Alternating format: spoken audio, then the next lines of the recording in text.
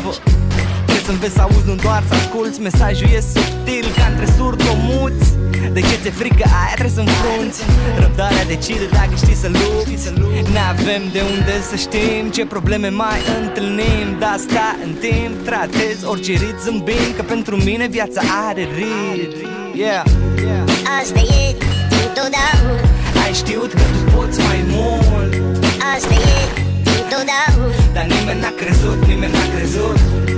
Asta e întotdeauna. Ai tot, dar parcă vrei mai mult.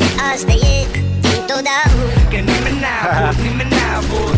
No, nimeni n-a știut cum e, nimeni n-a știut de ce. Nimeni nu avea încredere ce să iasă în pierdere. Dar ce sunt idioți? Lasă că a avut idiotul pentru toți.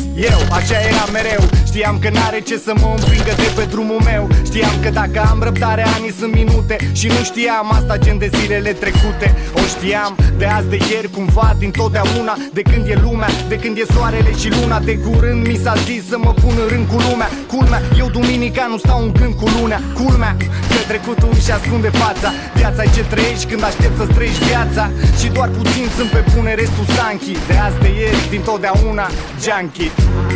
Asta e întotdeauna. Ai știut că tu poți mai mult. Asta e întotdeauna. Dar nimeni n-a crezut, nimeni n-a crezut. Asta e întotdeauna. Ai tot, dar parcă vrei mai mult. Asta e